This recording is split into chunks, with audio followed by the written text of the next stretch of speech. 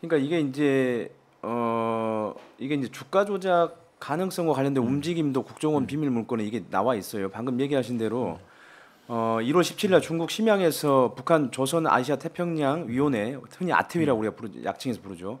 대북 사업 협약을 체결합니다. 그래서 북한에 매장된 히토류 등 광물을 공동 개발한다는 것이고, 이 협약이 체결된 뒤에 이 사업을 추진한 나노수의 주가가 5천 원 선에서 9천 원으로 오릅니다. 방금 그 봉 기자가 얘기하셨던 것처럼. 그리고 이제 쌍방울이 이러한 대북 사업 협약을 체결하기 전에 영입 작업을 하죠. 그 안부수 회장, 또 김영기 전 통일부 차관, 김영수 전 현대아산 본부장, 이런 대북 전문가들을 사전에 다 사내 이사, 상임 고문 이런 영입을 해요. 그리고 신규 사업 목적에 자원 개발, 광물성 제품 개발 이걸 추가한다고 발표를 하고요. 그러니까 이제 결국 쌍방울은 이런 대북 사업 호재를 이용해서 주가 조작을 하려고 했다라는 게 이제 국정원 문건에 나온 국정원의 판단인 거죠. 그 문건을 잠깐 띄워주시면 좋을 것 같은데 2020년 1월 31일자 북한 정찰 총국 리오남 관련해서인데 2022년 1월 3일 사실은 굉장히 늦은 보고인데 저기 문건을 잘 보시면 지난해 3월경이에요. 지난해 3월경 이미 이런 보고가 있었다. 대북 사업가 김땡땡 김모 씨로부터 국정원에게 자 사실은 제가 리오남을 만났는데요. 리오남 얘기를 들어보니까 쌍방울이 주가 부양해갖고 수익금 나누기로 했고 일주일에 50억 원씩 당신이 쌍방울한테 받아서 국내 백화점 상품권으로 바꿔서 중국으로 보내. 그러면 내가 뭐 어떤 커미션을 주겠지 이런 제안이 있었다는 거죠. 제안이 있었던 거고. 근데 그 사업가는 거부했다는 거잖아요. 그렇게 하되면 그렇죠. 우리뿐만이 아니라 모든 대북 라인이 다 끊깁니다라고 했는데 제가 이제 저분한테 연락을 해봤어요. 처음에 연락을 많이 피하셨는데 지금 국정원 문건에 이런 내용이 있는데 이거 맞습니까? 그러니까 맞더라고요. 맞다고 인정을 하는 거예요. 그리고 저 그때 당시 이제 저한테는 통일부에 신고했다는데 통일부에 신고 플러스 국정원에도 보고를 했겠죠. 이분은 또 다른 이제 제가 공개하지 않은 그 비밀 문건에 우리나라 대북 사업가들 명단이 쫙 있어요. 네. 이 대북 사업가들이 북측의 어떤 인물과 친하고 연결이 되는지 다 정리가 돼 있습니다. 근데 실질적으로 이 사업가 김 씨는 리오남과 연결이 돼 있어요. 그러니까 리오남하고 오래전부터 알고 지낸 사이죠. 이렇게 줄표로 이렇게 연결이 돼 있어요. 다 다릅니다. 자기들이 이렇게 친하고 연결된 사람이 되는데 이분은 실질적으로 리오남과 친하고 본인도 한 20여 년 가까이 됐고 친구다. 호영호재한 지 오래됐다. 그리고 자기가 욕을 했다 그래요. 야 이 새끼야 이렇게 되면 우리 대북 사업 다 끝나. 민간 교류 다 끝나라고 거절을 했다는 거고. 그 또 그 다음 장에 보시면 뭐 야 너 저기 리오남이 그랬다는 거 아니야. 너 돈 사업할 때 돈 모자르면 내가 쌍방울 소개해줄게. 이거 완전 이제 물주로 본 거죠, 물주로. 근데 이제 저 말이 중요한 게 본인이 그렇게 들었고 그 직원으로부터도 보고를 받았고 내가 이걸 종합해서 통일부에 신고했다라는 건데 사실 국정원에 보고했다는 거죠. 국정원에 보고를 한 게 여기 일부가 적힌 거예요. 그러면 제가 이제 물어볼 거 아닙니까? 친한 사이면 수시로 만나고 이후에도 수시로 만났대요. 이 이후에도 러시아 블라디보스토크에서 뭐 굉장히 친한 사이니까 수시로 만난 사이인데 그렇다면 저 얘기를 할 때 상품권 50억 원을 얘기하기 전에 또 다른 만남에서 저런 얘기가 없었겠냐는 거예요. 당연히 있었고 그에 대해서도 국정원에 보고가 됐고 그게 문건이 남아있을 텐데 일단 저희가 확보한 건 이것뿐입니다. 근데 취재를 했을 때는 분명히 이제 초반에 쌍방울과 북한이 1차 MOU를 맺기 전에 이미 이러한 정보는 국정원에 다 보고가 됐다는 것이죠. 그러니까 이제 제가 정리를 해보겠습니다. 그러니까 여기 여러분들이 보셨던 그 국정원 비밀 문건 뉴스타파에서 입수해서 보도했던 그 국정원 비밀 문건에 보면 리오남은 남한에도 널리 알려진 대남 공작 전문가예요. 리오남이 쌍방울 계열사 나노스 주가를 띄워주는 대가로 일주일에 50억 원씩 받기로 했다라고 평소 친분이 있던 대북 사업가 김 씨한테 그 얘기를 했다는 거잖아요. 그러면서 그 자금 전달도 뭐 상품권으로 바꿔서 좀 전달해달라고까지도 요구를 했다라고 국정원 문건에 적혀 있어요. 저희가 임의로 이게 파악한 내용이 아니고 국정원에 나온 내용입니다. 근데 또 김 씨하고 직접 통화를 해보니까 그게 맞다.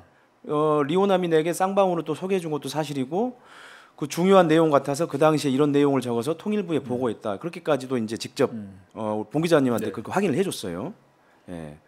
그러면은 이게 그 전에 검찰은 이재명의 방북을 위한 비용으로 800만 달러 또 300만 달러가 갔다 이렇게 보고 있는데 그러면 이거는 전혀 다른 사건으로 이제 되는 거 아닌가요? 그러니까 이거는 뭐 전혀 다른 사건은 아닌 게 검찰이 그러니까 윤석열 정권의 검찰이 대북 송금 사건을 처음 수사할 때는 변호사비 대납으로 수사를 했죠. 이재명 경기도지사가 2019년 공직선거법 위반으로 재판을 받을 때 호화 변호인단을 꾸렸는데 그 변호사비를 쌍방울이 대신 내줬다라는 게 이제 그 문제 제기가 있었고 거기에 대해서 수사가 고발이 됐어요. 그걸로 수사를 하다가 그거는 이제 뭐 없으니까 별로 처음에 수사를 열심히 했더라고요. 없으니까 뭐 어떻게 되냐면 이거 쌍방울의 주가 조작이고 쌍방울 주위의 인물들은 보니까 이재명 쪽이 많아.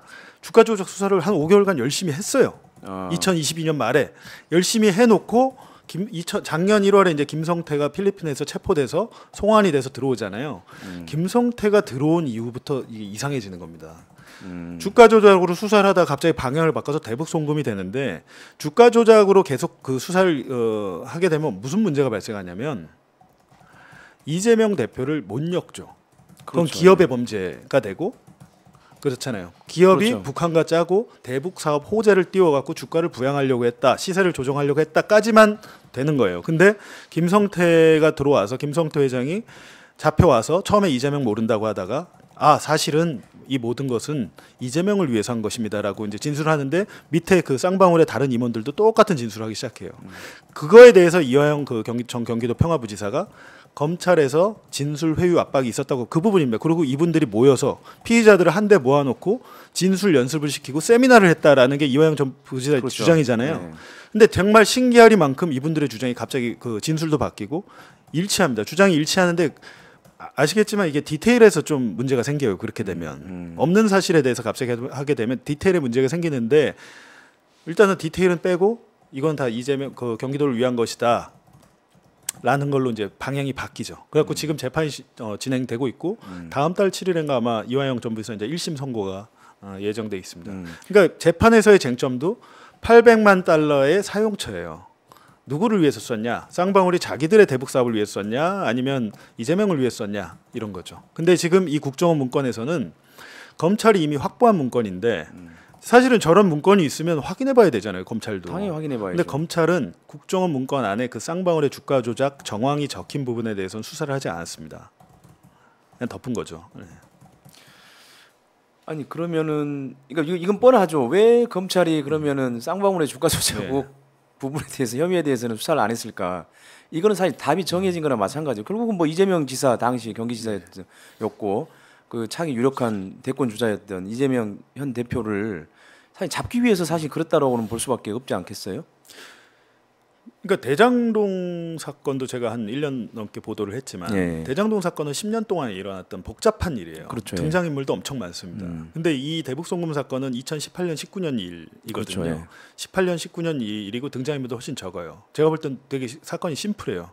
800만 불 줬으면 갔던지 평양에 이재명 지사가 가려고 뭔가 좀 뭐 조짐이 있었던지 해야 되는데 결과적으로 그런 일은 없었고 그렇다면 이재명 지사가 기업의 돈을 받고 방북을 하려고 하는데 국정원이 그럼 그걸 과연 몰랐겠느냐라는 의심이 있잖아요. 아니면 국정원이 무능하다고밖에 그렇죠. 볼 수 없는 것인데 그게 있고 또 한 가지는 검찰의 수사 기록에 이미 쌍방울의 주가 조작 정황과 증거가 많이 확보가 돼 있습니다. 예를 들면 쌍방울이 그 계열사 나노스의 주가를 띄우기 위해서 한 프로젝트들이나 일들 카톡 대화가 다 확보가 돼 있어요. 제가 그걸 확인해 봤어요. 그러니까 내부적으로는 주가 부양을 위해서 굉장히 애썼고 그걸 제대로 못해서 회장님한테 혼이 난다는 직원들의 대화 내용도 있습니다. 존재를 하니까 제가 수집한 게 아니잖아요. 검찰이 수사하면서 하는 걸 제가 본 거죠. 봤는데 아니 열심히 수사했구만. 갑자기 왜 이리로 갔을까라는 저는 의문을 가졌고 그 와중에 국정원 문건을 보니 아니 오히려 그러면 주가 조작으로 계속했다면 만약에 검찰이 주가 조작 혐의로 계속 수사를 했다면 국정원 문건을 내세웠을 거 아니에요. 증거로. 그렇죠. 근데 방향을 바꾸다 보니까 이거를 확보해 놓고도 내세우지 못하고 증거로도 내지 않고 덮은 거죠, 이거를. 그러니까 결국은 사실 이 정도 만약에 방금 얘기하신 것처럼 쌍방울 주가 조작 사건으로 그 혐의로 수사를 했다면 국정원 문건이 가장 중요한 증거가 됐을 테고 그리고 분명히 언론을 통해서 이게 분명히 새 나왔을 거예요. 작년 5월, 6월에 이제 이걸 국정원 문건 압수했잖아요, 검찰이. 그때 이제 이런 기사는 있더라고요. 검찰이 그 대북 송금을 그 경기도 그 쌍방울이 김성태가 경기도나 이재명을 위해서 대신 돈을 보내줬다라는 증거가 국정원 문건에 포함된 것으로 알려졌다라는 연합뉴스의 기사가 제가 지금 기억이 나는데요. 자기들에게 유리한 것만 흘린 거죠. 뭔지는 안 나오죠. 그게 이제 또 이급 기밀이기도 하고 해서 그럴 텐데. 근데 그마저도 제가 확인을 해보니까, 근데 저희가 이제 이 문건을 아직 전부 다 보도를 한 건 아니기 때문에 차차 제가 알려드릴 텐데, 편집 왜곡 보도를 하는 게 아니고요. 제가 볼 때는 대북 송금 그 주가 조작 부분, 리온한 부분이 가장 중요하다고 생각해서 그건 먼저 보도한 것이고, 검찰이 지금 자기들에게 유리하다고 생각하는 부분도 있어요. 근데 그 부분에 대해서 그러면 문건 작성자가 제일 잘할 거 아닙니까? 네. 그 문건 작성자가 블랙 요원 김 씨죠. 그렇죠. 김 씨를 불러다 법정에 증언대에 세워서 증인 신문을 했죠. 검사가 물어보고 대답을 했죠. 근데 증인 신문 내용을 보니까 문건을 보고 검사가 질문을 하는데 검사가 기대했던 답변을 블랙 요원 김 씨가 하지 않습니다. 아까 말씀드렸지만 오히려 검사가 원하는 대답과 반대로 얘기하기도 해요. 근데 이걸 가지고 지금 검찰은 저한테 야 뉴스타파가 왜 이런 부분은 빼고 이렇게 제가 보도할 거라니까요. 감출 게 아니고 보도할 건데 말씀드리면 문건만 봐서는 오해할 수 있지만 작성자인 블랙 요원 김 씨의 법정 증인 신문을 종합해 봤을 때 이것은 검찰의 공소 사실에 부합하는 뒷받침하는 증거가 아니라는 것이죠. 그러면 제가 질문을 하나 더 던져보죠. 그럼 지금까지 확보한 45건의 문건 중에 뭐 이재명 지사나 아니면 경기도의 방북과 관련된 내용이 있었습니까? 어쨌든 간에 경기도의 방북 전혀 없습니다. 없고 이재명 없죠. 근데 대신 이화영은 있죠. 이화영도 마찬가지로 이제 보고를 많이 했던 것 같아요. 그 국정원 블랙용 김 씨가 원래 이화영 지사가 알던 사이라고 하더라고요. 먼 사돈 관계인데 서로가 존재 정도만 알고 왕복은 없었던 사이인데 이화영과 안부수의 이름이 주로 있고 이재명이나 뭐 경기도 방북 이건 없습니다. 없는데 특히 이제 오히려 반대로 김성태의 평양 방북, 평양에서 공개적으로 북한과 합의서를 체결하는 것, 그게 너무도 급했던 정황이 나와요. 왜냐하면 김성태 회장의 목적은 두 가지였던 것 같아요. 어찌 됐든 이재명이 가면 난 따라간다라는 것. 이재명이 가게 되면 그리고 이재명 테마주가 되고 대북 경협 테마주가 되는 목적이 있었던 것 같고 이재명이 못 가는 상황이 되면 나 혼자라도 간다. 왜?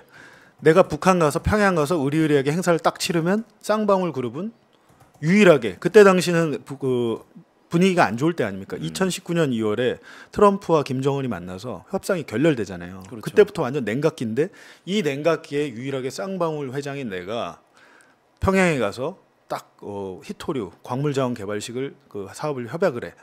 그러면 이게 엄청난 호재가 될 거 아닙니까? 상장돼 있는 회사라면 주가에 크게 반영될 호재잖아요. 이 목적이 있었던 것이죠. 그러니까 어떻게 보면 막상 그때 당시 이재명 경기도지사는 공직선거법 위반으로 재판받고 있을 때고 2019년 9월에는 벌금 300만 원 2심에서 벌금 300만 원 선고가 나와서 지사직을 잃을 위기에 있었어요. 그럼 지사직을 잃냐 마냐는 와중에 방북 내가 평양 가야지라는 욕망은 거의 없었을까고 저는 생각이 되고 실질적으로 이게 또 다른 국정원 문건에 뭐라고 돼 있냐면 이재명 지사의 2심 결과 이렇게 나온 바람에 경기도에서는 사실상 방북을 접었다라는 게 국정원의 첩보 내용이에요. 근데 경기도는 접었는데 김성태는 계속 가려고 합니다. 평양에. 왜냐하면 북한과 내가 이 엄청난 광물자원 독점 개발 사업을 했다는 걸 널리 알릴 수 있는 이벤트가 필요했던 거죠. 그러니까 거기에 뭐라고 나오냐면 아까 보니까 준비된 문건 중에 그게 있던데 광림 샘플 20개라는 게 있어요. 예. 광림 샘플 20개. 네, 이따가 이제 그거를 이따 그 얘기를 조금 이따가 좀 하기로 하죠.